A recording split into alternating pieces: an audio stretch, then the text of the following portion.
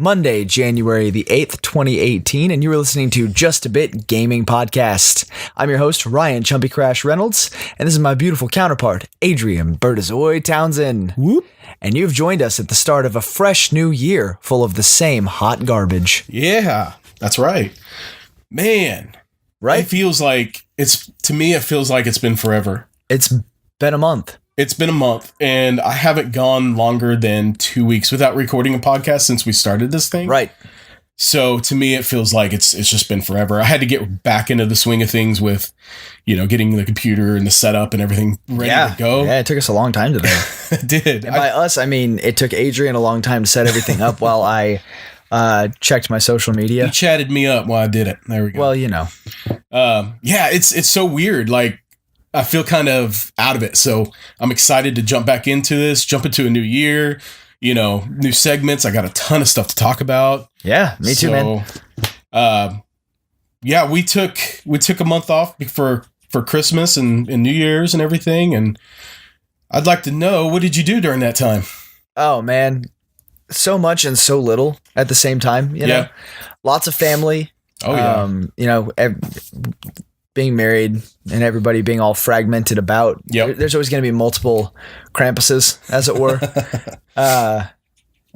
Carted everybody around and kicked it with my obnoxious children that I love so much, and played some video games. I drank a lot over the holidays. Did you? Yeah, I found a lot of opportunities to just stuff alcohol into my stupid face. And not that I'm complaining, because I enjoy doing that. Yeah. It was just, I drank more than I expected to there at the tail end of 2017. Yeah. I started 2018 with a nice objective to drink less. I broke that one immediately. So I've made it less than 24 hours. Drink less. So I don't really have an issue with drinking, like, unless you're just doing it all the time and it becomes something that's affecting your life. Nah, it's like, it's just one of those things that it's like, okay, well, I drank last night and the night before and the night before, and it's not like getting drunk every night. It's just a matter of like that shot or two and a beer once the kids are in bed. And like, I'm going to do some laundry or, clean up or do the dishes or catch up on a movie or a video game or something. And then I get a couple drinks in me and, either like sit scrolling on my phone or fall asleep. Yeah.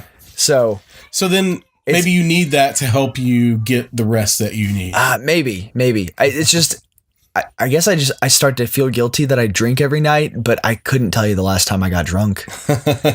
Yeah. I might get drunk once or twice a year. Well, maybe you've built up a nice big tolerance for it. Well, yeah, I think I've basically pickled myself. Oh, yeah. Yeah. That can be done. I'm effectively a mummy on the inside. Yeah, I mean, I guess I've drank quite a bit over the holidays as well. I mean, that's just something that comes with it. It comes with it. All the stress of family and the fact that alcohol is delicious. Yeah, I mean, when we have our family get-togethers, especially on my side, there's a lot of family members who like to drink and socialize. So we took advantage of that, and nobody really got drunk. Well, I didn't really get drunk. A few people did, but you were just along for the ride. I was along for the ride. I had a good time. I went to my wife's 15-year reunion, which was at a local brewery. Stillwater Brewery, Iron Monk, which will be our beer. You mentioned that. Yeah, today. So I did drink quite a bit of beer there, but not enough to make me sleepy or anything. But it's funny. And then a friend of mine came over and we watched movies for New Year's Eve, and we started the night watching some Star Wars movies because we were talking about The Last Jedi. And then we started with episode 2, and we picked that movie apart. The reason why we watched it is because he really likes it and he thinks that I'm being overly harsh on it for hating it. And after we watched it, I think he leaned more on my side. that movie does not hold up at all. Oh, surely not. It's all CG. Like if you try to watch it now, the entire movie is CG. Like the actors had to have been standing in front of a green screen through that whole movie. Yeah. And it shows. It's like, I don't remember it looking that bad. I remember it not looking great, but today, on today's like high def TVs, you know, it looks cartoony. Horrible. Yeah. Very campy. Yeah, and it doesn't hold up. The story is still, I think, decent. The acting is very dry and stiff, you know, and so we got through the second movie, and then I was like, dude, I got the new Blade Runner. Let's watch the new Blade Runner. Ooh, I don't want to watch this anymore. So we watched the new Blade Runner instead, and that was okay. I didn't think it was a great movie or anything. A lot of people really love it. Yeah. It was way too long. I was bored. Not bored. I don't want to say bored. I was done with that movie probably 2 hours in. We still had another hour left to go. Oh, Lord. Yeah, it's really long. The overall storyline I thought was just kind of fell flat. It could have been, I think the movie could have been half as long as it was. It'd still be effective. It'd still be effective, yeah. Maybe more so. I think it was a good follow-up to the original. But it didn't need to be as long as it was. That's my number one complaint. Yeah. It was just too long. It works. Being a long movie works for some movies.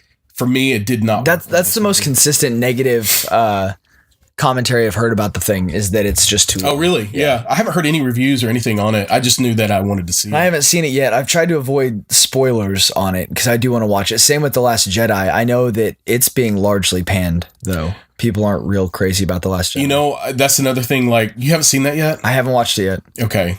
I was really disappointed by that movie. That's another one. Like, I don't want to get into spoiler territory since it's still new and you haven't seen it yet, but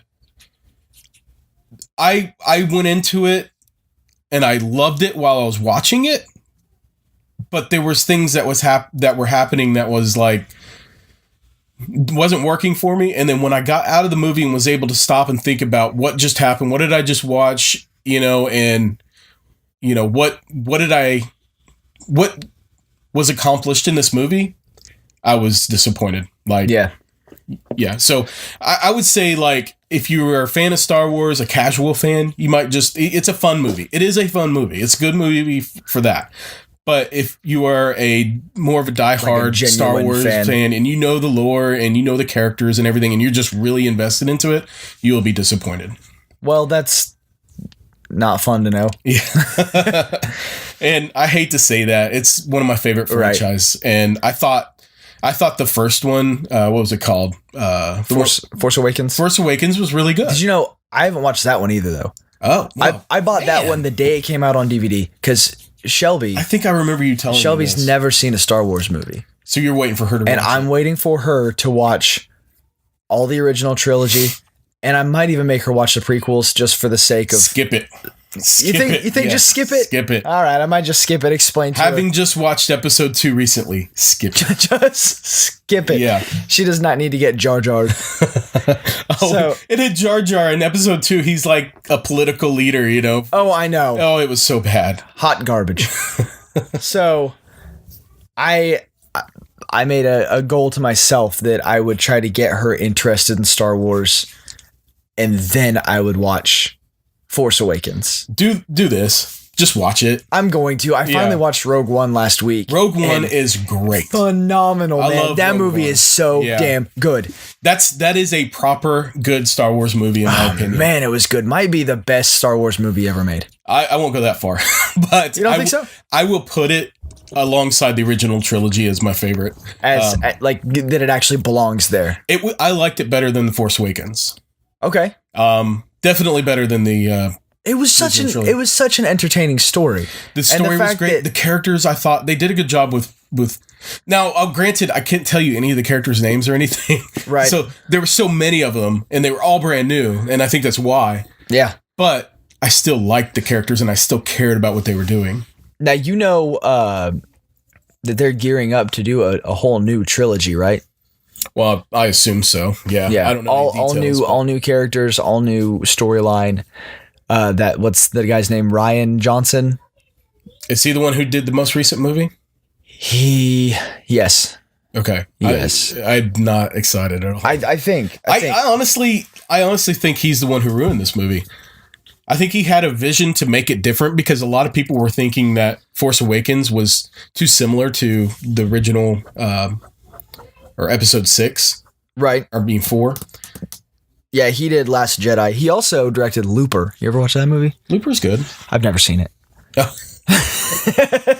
Man. But yeah, Looper's good too. Abrams is coming back to do the final installment of this trilogy. I think Abrams should have done the whole trilogy. He should have. I don't know why they would have changed horses. Well, they did it. It didn't work. Or however the phrase goes. It didn't work. I know he signed on to do the third movie before this movie got released, but I really do think that they brought him back because they knew that this movie was not doing it, you know, and it didn't. There's actually a petition running around online to remove Last Jedi from Star Wars canon. I saw the petition. I won't go that far. I think it's pretty entertaining, though, that someone out there was like, you know what? No, absolutely not. This is not. I will not stand for this.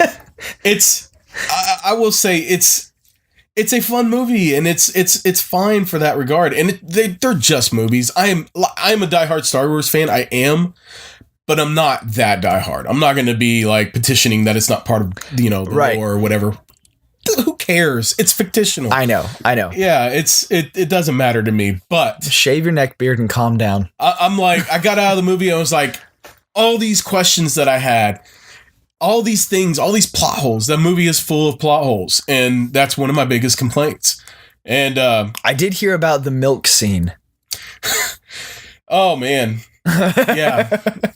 There were a lot of cringe-worthy moments in that movie. That was one of them. But I also read an article in defense of the whole thing, of the weirdness and the off-the-wall, left-field nature of it. Yeah, because it was saying like the first movie, the first trilogy, but really the first one that ever came out.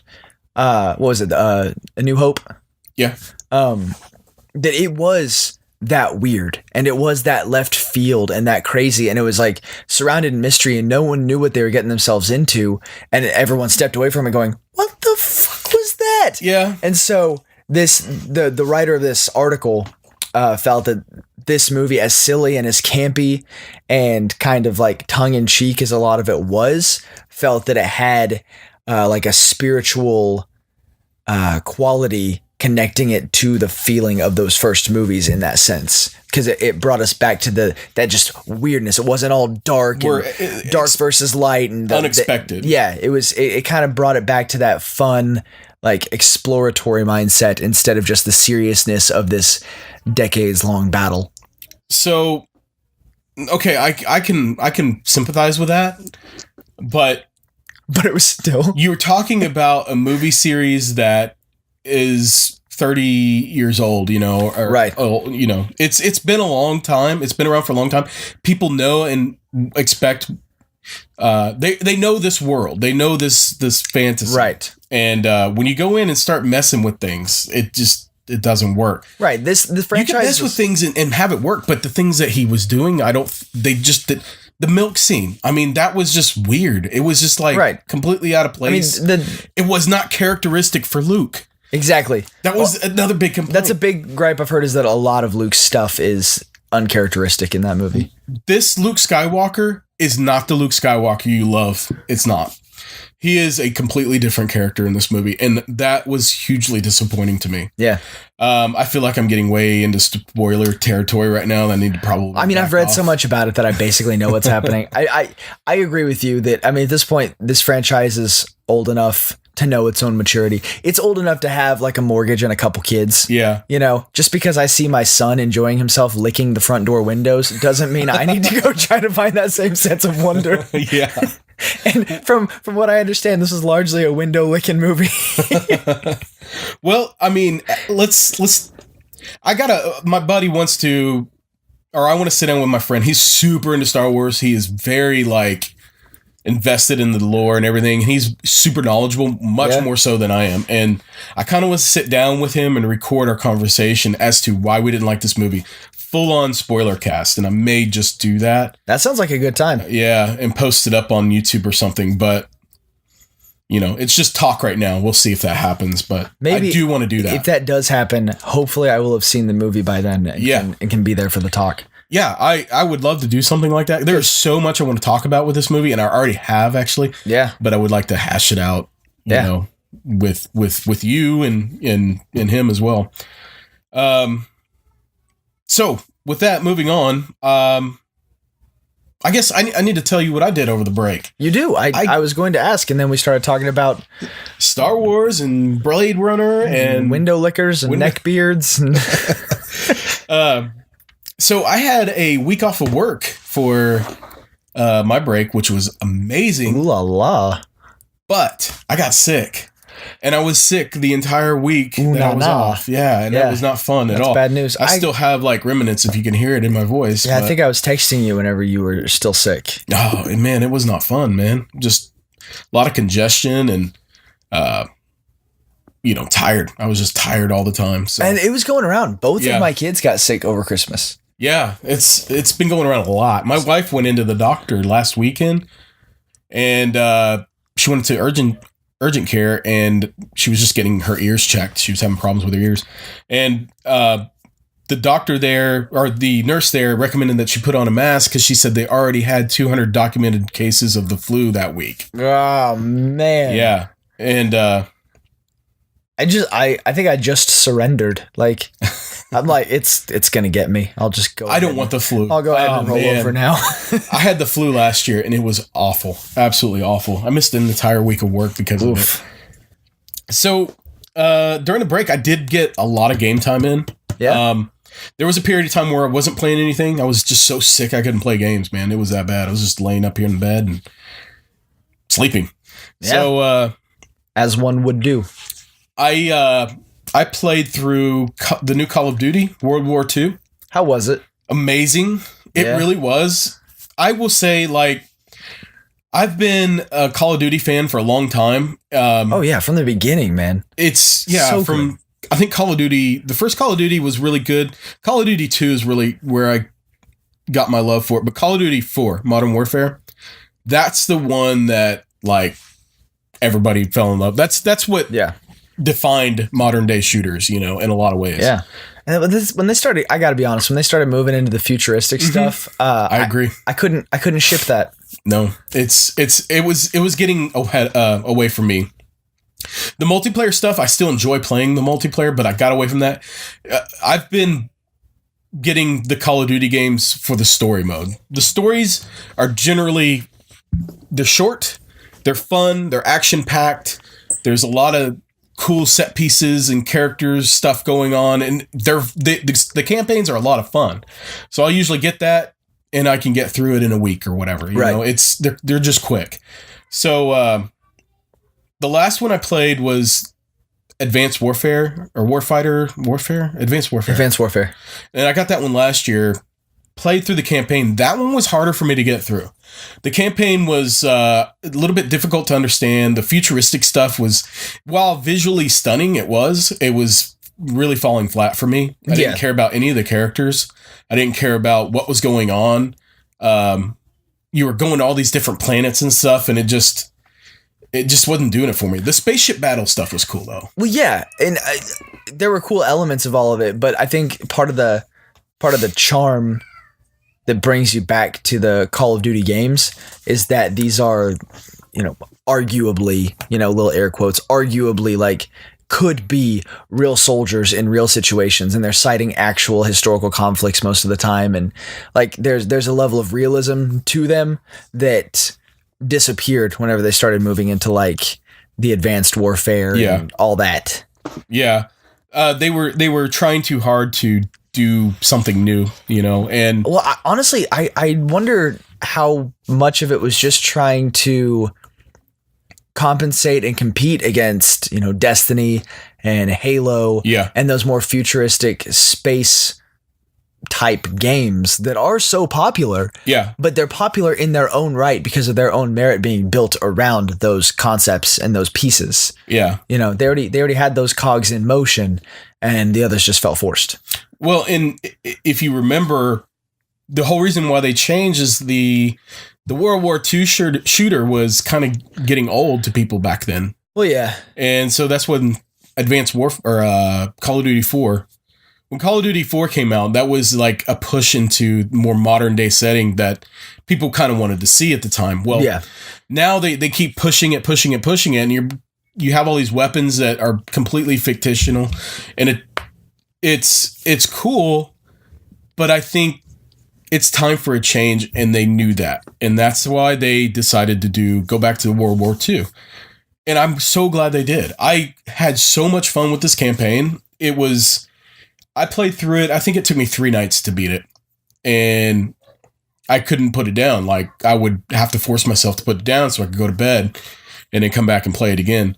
And I just really enjoyed the characters and the story. It was easy to understand what was going on, relatable. You knew the guns, you understood the guns, because who doesn't know the World War II guns? Right. You play shooters, And that's part of the charm of it. Yeah. And nothing, it was just back to its roots, back to basics. And it was good for it. There was a lot of like really crazy stuff. Like your character should have died in every level of that game, but he doesn't, and he keeps going. And, and for that, it was just over the top fun. And I really enjoyed it. There were a couple of levels that I really hated, though. They tried to do some of the spy stuff not spy, the espionage. Yeah, right. And more stealth based. You have to be stealthy and sneak around and not be seen to turn off alarms or steal something or whatever. And there was 2 levels in particular that gave me such a hard time. I had to redo it. To the point where I was like sick of it. I was like, I don't want to redo this level anymore. I'm on a level on Wolfenstein right now. Wolfenstein 2. Yeah. That is the same way. I've been trying to beat this level for 4 days because it's a stealth level and I can't figure out what turn to take to not get caught. Yeah. That's the same way in this Call of Duty. Like, you're in this big courtyard and there's vehicles and patrolmen everywhere, and you have to go to these 4 different locations on each side of the map, and you have to go there, and I can't remember exactly I think you're setting bombs, and you have to sneak around, and this is a first-person shooter where you're used to just running and gunning, getting behind a wall, popping up, taking a few shots, getting, and now all of a sudden I'm having to look and see if it's clear. I don't really have a good indication as to whether or not somebody can see me. So I'm gonna go ahead and do it. And then boom, somebody sees me and it screws me up and they all come after you. And then in this game, when you get seen, you could still try to take all the soldiers down and go arm the bombs, but it becomes incredibly hard. And I kept dying. Yeah. I get that. You have constant waves of enemies respawning and taking you out. And it was tough. So I finally got through that level, and then another level or 2 later, they did it to me again. This one was a bit easier. I actually did it the first time, but when it started happening, I was like, no, man, I don't want to do this again. I don't. Over it. But they did have a level in there where you're flying an airplane, and so you're in formation with your other airplanes, and you're having sky battles with different, with the enemy there. And that was so cool to me. Like, they did a great job, like, capturing different moments of World War II that isn't just a soldier on the ground, Right. There was tank battles. And you see, I'm glad to know that they've expanded on it. Yeah. Because as much of a call as there was for them to just get back to the basics and put out a damn Call of Duty game. Yeah. There were retractors. There were detractors, retractors. Detractors. Is that it? Yeah. Detractors. Now I'm just thinking about farming. There were the naysayers that were like, no, who wants another World War II game? And then everybody else over here was like, dude, we do. I do. We absolutely do. So I'm glad to see that they took what could have actually been just a flop because it's well-tread territory and expanded upon it to a level to say, well, eat up. Yeah. It's so much fun. It renewed my interest in Call of Duty. Last year's game kind of like, okay, maybe I'm done with the series now. Like maybe let that bird fly. Yeah. And, but the World War II thing just really struck a chord with me and I wanted to play it. And I did. And I loved it. And the multiplayer is fun too. The multiplayer, again, returns to the basics, you know? You don't have all these special abilities where people running off walls and double jumping and whatever else, you know? Right. It's back to the basics of just a good war game. Yeah, and it's very like skill based, and I feel like I can do a great job doing that. I feel like I'm going back and playing the old Call of Duties again with this new one, and I'm having a heck of a time with it. It's really fun. How's the online play? The online play is great. I've not leveled up too much. I think my character's like a 15. So I haven't put a whole lot of time into multiplayer, but I put enough into it to know that I really like it. And if I had friends to play with me, I'd probably invest some time into it. I was about to say, I think this might be one that I might actually buy instead of borrowing from you. Yeah. So we can get some online play. If you do, yeah, definitely. I would love to at least get a rental some Call of Duty. Yeah, for sure. If you rent it, let me know. I'll jump on multiplayer for sure. Maybe I'll do that on my way home. You'll like it. You will like it. Did you like multiplayer on? What was the last multiplayer Call of Duty you played? Modern Warfare. Yeah. Okay, then you'll love it. Yeah, dude, that's right up your alley. Yeah, Call of Duty was fun. I played through, not all the way through, but I got a good ways through the Star Wars Battlefront 2. That game is a lot of fun too. The campaign, I haven't really messed with the multiplayer much. I did a lot of multiplayer in the beta, or in the pre-release mode. I'm real disappointed in the reviews that game is getting. In regards to the campaign. Really? Yeah. I thought the campaign is fine.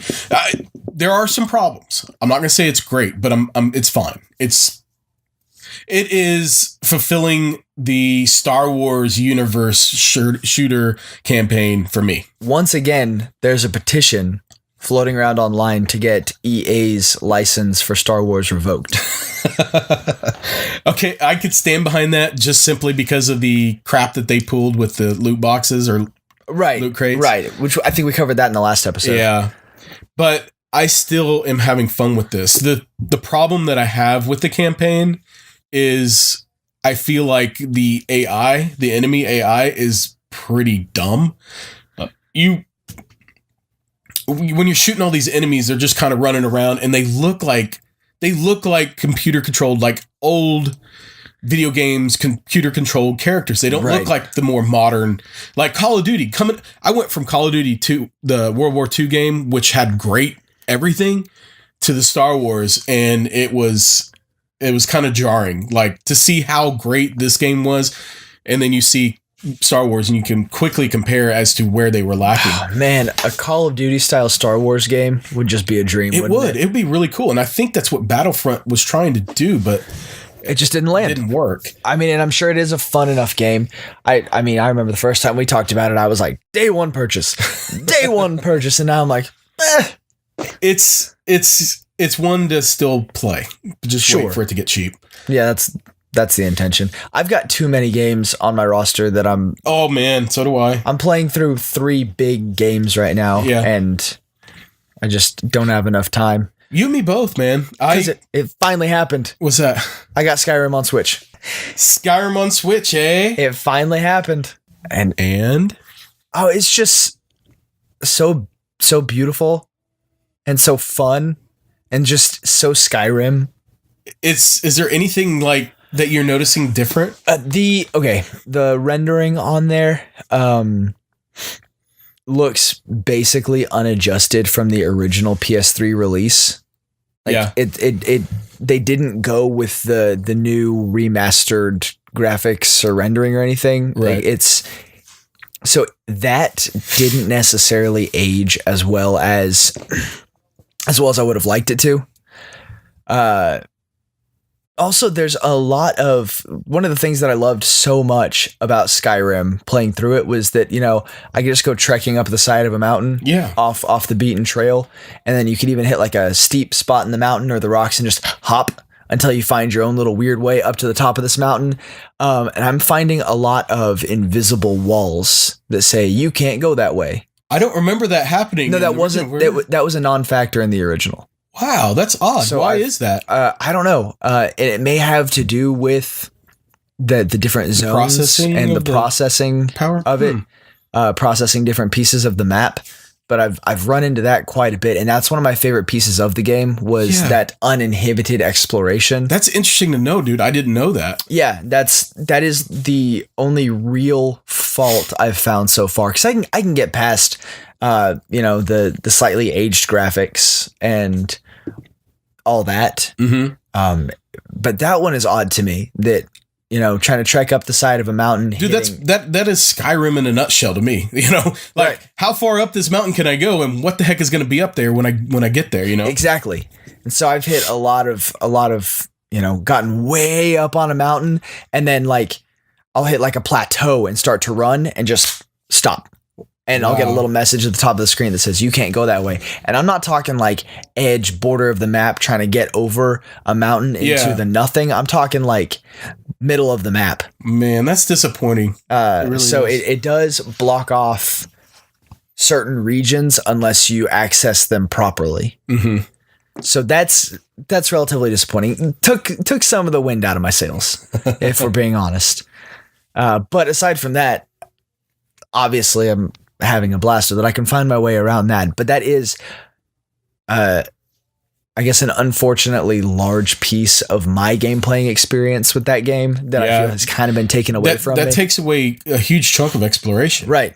And if anyone has been listening to my journey to getting Skyrim, I'm sure they're going oh.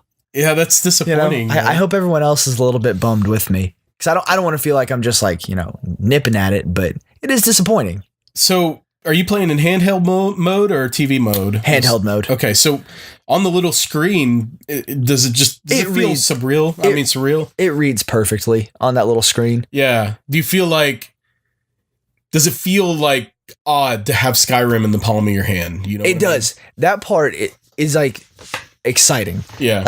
That is when I talked about that window looking excitement that my son gets. Yeah.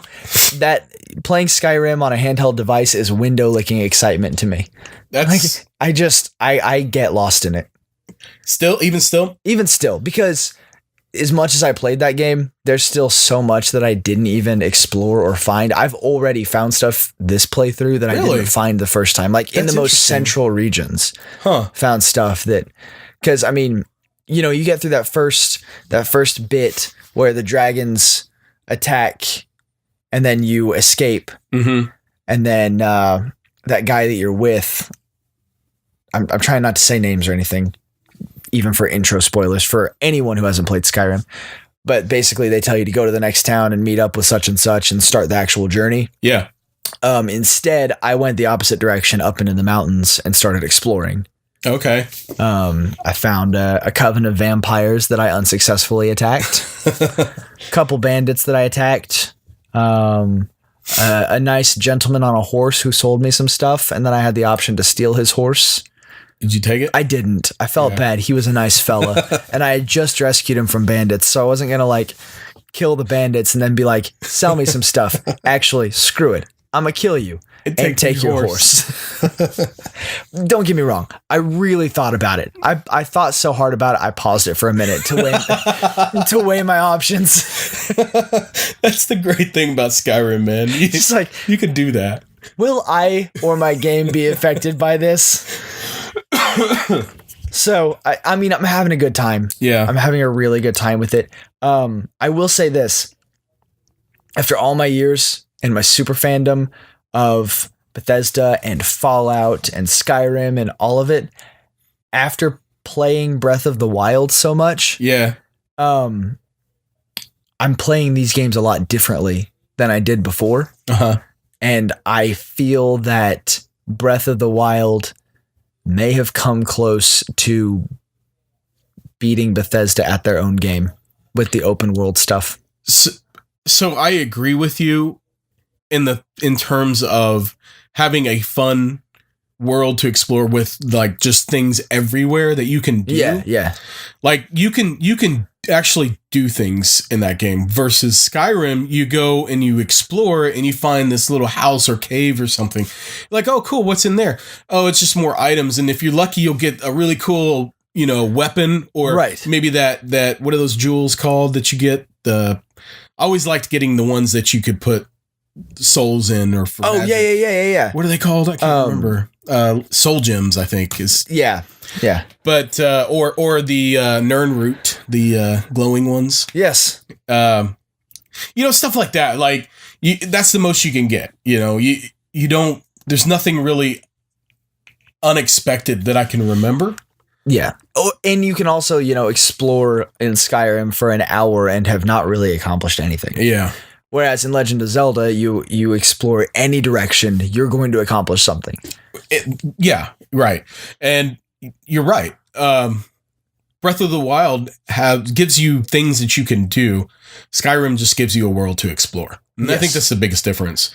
I think Skyrim world is a lot better fleshed out in the sense of visually.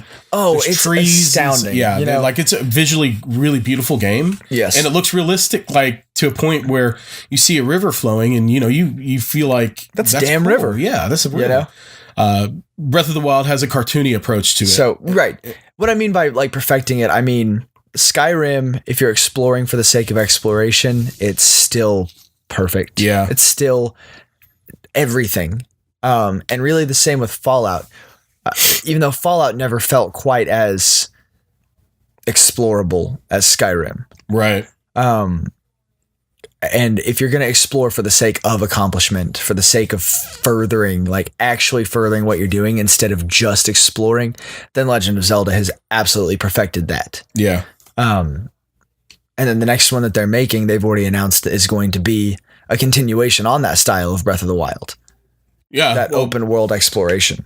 Skyrim or Breath of the Wild? The next Breath of the Wild. Yeah. Or the next Legend of Zelda. And they absolutely should. I mean, I think they could take that approach to their next game and really, refine it and perfect it. Exactly. And so with those two franchises, you've got these kind of separate ends of that exploration spectrum. Yeah. And I think they're both so perfect at those two ends that as far as I'm concerned, I could easily just have Breath of the Wild and Skyrim for like the foreseeable future and not need to sit down and play another game because I get what I need out of both of those. Yeah. So on that note, I picked up Skyrim as well. On Skyrim VR. Yeah. Yeah. So I don't know what made me go ahead and pull the trigger. I think I got like a $25 gift card for GameStop. They were running a sale on Skyrim at the time, and I was like, screw it, let's do it. And I went and picked it up, brought it home, put it in, and it's amazing. Like, playing Skyrim, being in that world is just flat out amazing. Oh, man, I want to do it so bad. It's the first thing that I noticed when putting it in, I was sitting in the cart, at the very beginning of the game when you're talking to the guys, you're getting ready to go be executed, And I'm looking around and I'm looking at these guys and I'm looking all around me and seeing the buildings and the trees, and I'm there. I am in the world of Skyrim. Oh, man. So I get through all that part, and then I finally get to where I can start exploring a little bit, and I start hiking down this trail, and I see this river, that first river that you're walking along. Yeah. I look at this river and I'm just, man, I want to pick up rocks and throw it in there, and I looked over the edge and just went ahead and jumped into the river and swimming with the fish and get back out, and you see plant life. And then I continued walking down the trail, and I saw the village that I was supposed to be going to and all the houses, and you could walk into the houses. Dude, it is so crazy to be in the world of Skyrim. That's so cool. With that being said, and with how amazing it is, there are some complaints though that I had, and these were immersion breaking complaints. So being immersed in that world is what you want to do when you play Skyrim in VR. What breaks it for me are the characters, the computer characters that you talk to. They're very they're dated, and they talk to you, but they're not really talking to you. They're just kind of staring off into space, or maybe they'll look at you, and like you got to be in just the right spot to feel like they're talking to you. Yeah, and I don't feel like they're looking at me or talking to me. I don't feel that one-on-one connection that you should. I could see that breaking the immersion. Yeah, quite a bit.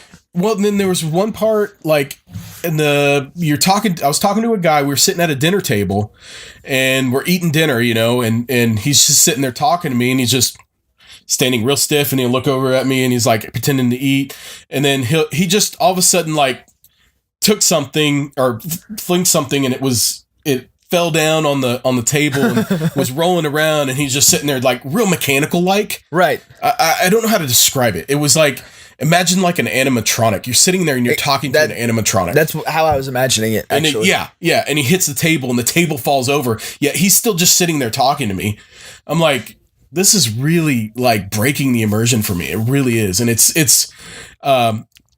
it kind of brings you back to reality a little bit, and you're like, right. Oh yeah, I'm still playing Skyrim, the video game that I remember. That stuff was funny when you played it originally, but it didn't really break the immersion for me because you were sitting in a room playing Skyrim. Yeah. But when you have it in your head and you are in Skyrim, it's so weird, man. It's just weird. I'd like for you to try it just to see what I want to so bad. Maybe if you have time, we can hook it up real quick before you leave. Yeah, maybe we should do that on our little break. Yeah, we can do that too. Yeah, if you want to talk about it.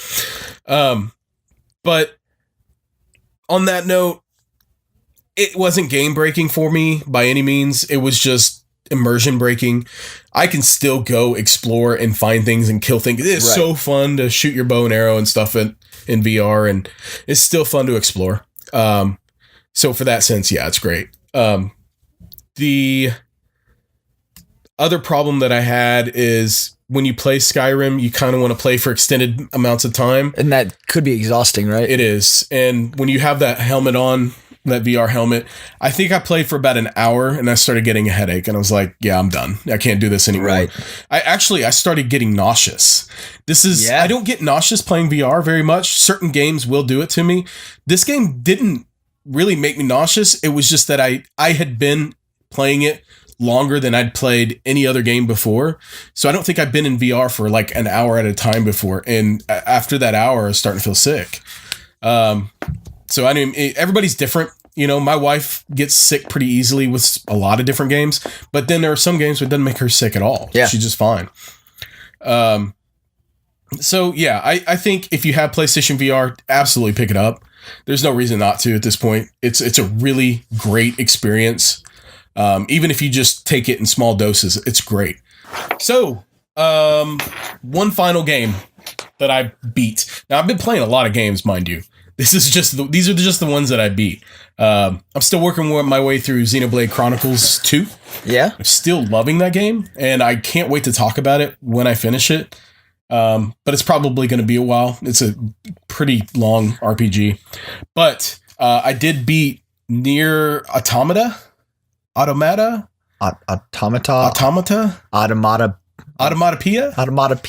Did you have you heard of this game? Oh yeah, I think we've talked about it before. Did we? Yeah, I played the demo when it was released on the PlayStation Market. We did talk about that. Yeah. So, what did you think of the demo? Not even my scene, not even my style, but it was fantastic. Yeah. It made me want to play the actual game. Okay, cool. I was going to buy it, but I have a buddy that bought it that I'm going to borrow it from. It's you. You're the I was like, wait a second. You're that buddy. You bring back Wolfenstein and we'll trade out. Yeah, you're like my Blockbuster. I'm like your dealer. Yeah, you're my plug. This game, man, I've been wanting to play it. It's got really like excellent reviews when it came out. And it took me a long time to get to it, and I finally did. And it is a fantastic game. It's really, really fun. The storyline is about these. It's in the future, and you're androids who live in space, and Earth was overtaken by like, I guess, alien robots. And so these robots and the humans moved to space, created androids, and these androids are trying to take back their land, the Earth. So you play as 2B. Her name is 2B. Like 2-B? Like, yeah. Not like TUBEY? No, like number 2B. So this is 2B. Yeah. and you are that whole demo sequence. That is the very beginning of the game. Okay. And right after that happens, you move into. So when you play that, what do you think this game is? It's just like a hack and slash, right? I mean, that would be my assumption. A hack and slash with some shoot 'em up elements. When you turn into the spaceship or the flying ship. Well, that's what I thought it was too, until I got past that sequence and then realized, wait, this is more of an RPG than I thought. So it's like a hack and slash crossed with an RPG, and it works incredibly well. Like, you are exploring this world, finding elements and items that you can use to craft weapons, and you can modify your weapons to make them stronger. There's a lot of deep elements in there. You level up your character like you would in an RPG. It's very heavily story driven. Right. So there's a lot of, conversations. There's a lot of cutscenes, all mixed with some excellent like hack and slash action. Which you gotta love. Yeah. And it does it so well. I love some hack and slash. On top of that, it's a Platinum game. Platinum is known for their hack and slash games. Right.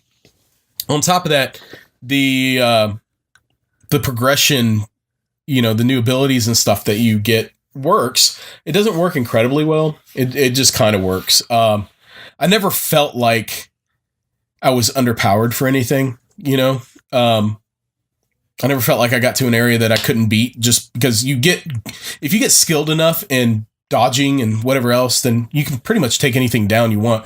The difference is, how long is it going to take you to take this boss down or whoever, So a lot of the RPG elements kind of fell flat for me, I guess, in most regard.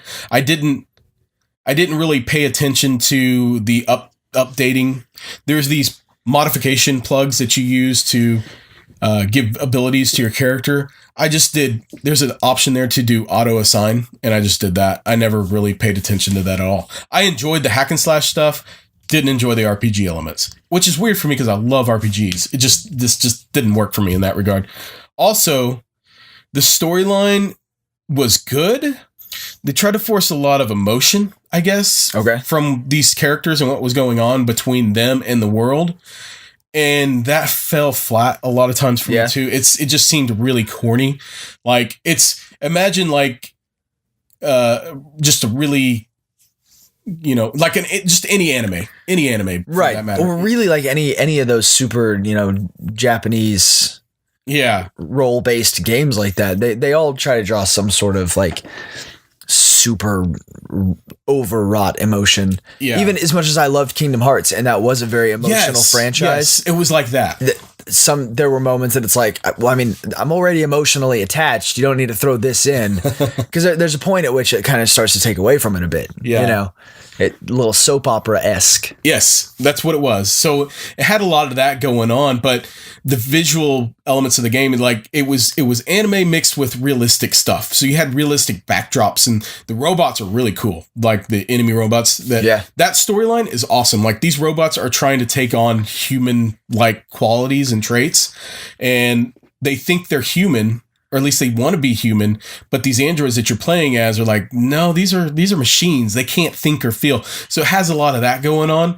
And so when you're playing through, and then they have all these dramatic scenes between the two main characters, you got 9S and 2B. 9S is the guy, 2B is the girl, and you play as the girl all the way through. 9s and 2B. Yeah, it's just their given, android name or whatever. But he's trying to like soften her up because she's this hardened, badass, and he's just, trying to make her not so much. And, there's a lot of like feeling and emotion that he's trying to convey, and she's starting to soften up to him a little bit, and it just didn't work for me. It just, the character designs, the world designs made me want something more realistic and not this Kingdom Hearts fantasy like soap opera. Right. But that's not a complaint on the game. It was so fun. The storyline was still good. I still wanted to get through it. I mean, I've heard consistently good things about that game. It's really good. The music is so good. I don't know if you've heard anything about the music, but that was one thing I consistently heard. Yeah. They are not joking, man. It won an award. Like, it got best music at the Video Game Awards, and it deservingly so. Like, the music sets the tone of that game. Like, it's not the acting and everything, it's the music. Like, when I get into an area and I'm doing this big dramatic battle and they got this dramatic like music going behind me, and it really immerses you in that way. And it was so good, man. This is another one that I beat really fast. I think I beat it in a week. Yeah. I played it every night for a week until I beat it. And I loved it. I mean, it's one of those that once you start it, you can't stop it. And that's how the demo was. That's like when the demo was over, it's like, no, I'm not done with this game yet. Right. And I just never went back to it. And I kind of wish I had. And that music builds. Yeah. You feel the inertia of it. Yeah, you do. And because you like a good swell. Right? Who doesn't, man? It's 2018. Everybody likes a good swell. So I can't recommend this game highly enough. I mean, if you can get past the sappiness of it, it is so good. The other great thing about it is after I beat the game, a message came up saying, hey, wait, play through this game again, New Game Plus, using this save. There's a lot of story elements that you haven't seen yet that we want to show you. And, we highly recommend you do it. I was like, okay. So I started right back up again. This is on a work night, by the way. It was like 2:30 in the morning before I finally went to bed. Oh, Lord. What time do you have to be at work? I don't have to be at work till 9, but that's still gross. I never go to bed past midnight usually. And I was up like 2.5 hours past my bedtime.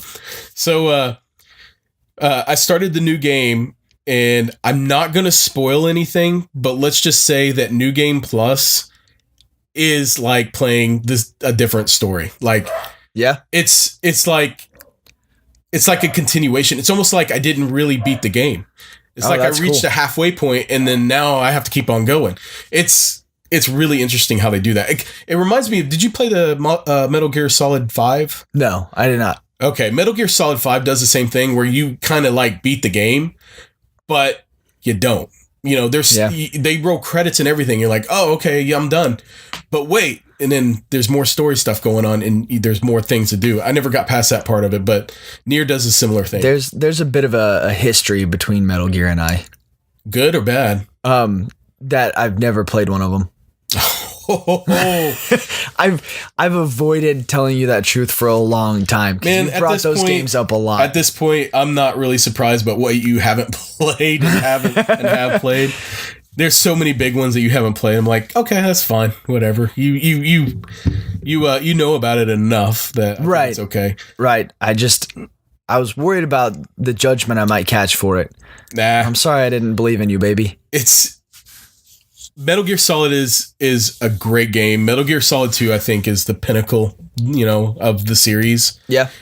If you ever got a chance to go back and play them, I would recommend it. But Metal Gear Solid 5 is an excellent game. I think you should play that one too. Anyway, on that note, Nier, if you haven't played it. I showed it to my brother. It's that good. Yeah, I showed it to my brother yesterday. He came over. I was like, you have to play this game. And he's like, man, I'm not interested. That doesn't look interesting to me. I was like, don't judge it by looking at it. You have to play it. Take 10 minutes and see if you can put it down. Yeah, exactly. So he's going to give it a shot. And I kind of want to hear his opinion on it. Yeah. After having a negative initial reaction to it. You know what I mean? He's like, oh, man, I'm not into anime and stuff like that. It's like, wait a second, man. Wait a second. Just try it. You'll see. Yeah. That's all I got to say about that. I mean, that's all the games you've been playing? That's it, man. Aside from all the ones I mentioned, I bought a $2 game on the PlayStation Network called Beach Buggy Racing. I've never even heard that. It's a little cartoony racing game where you can pimp out your rides. It's so addicting and is unnecessarily difficult. I bought it because Malone wanted a game. Oh, racing game for Malone. Fat Big wanted to play some racing games. That makes more sense to me. Yeah, he calls it Bidgy Racing. And yeah, he's been playing the shit out of it though. Yeah. Yeah. Well, that's cool. There's a ton of good race games out there. I'm trying to think of a good like arcade style racer that he would dig. Does he like Mario Kart? He's never played Mario Kart. You gotta hook it up and let him play it. Yeah, I went and got in my parents' garage last night and found my old steering wheel and like gas pedal set up. Oh, I was thinking for the Wii. For the N64. The Switch. Oh yeah, I need to get Mario Kart for the Switch. Oh, I really do. That's right. You were playing mine. He liked looking at it. He liked looking at it, but he's developed his motor skills. I mean, that's been nearly a year. Yeah. Since we started this show. Oh man, I hooked up Mario Kart yesterday. Yeah. To play with Owen and Libby. Owen is so good at that game, man. He went from never finishing to like he would usually get 8th, 9th place. He was never dead last ever, and I couldn't believe that he was doing it. And he would stop, look back at me, and be talking to me. He's like, "Dude, watch the road, man. Watch what you're doing. Play your race, man. Yeah." And he still finishes it. He still finishes it. That's awesome. And then I said, like, okay, let Libby have a turn. Libby gets on there, and I race her. I'm getting first place every time.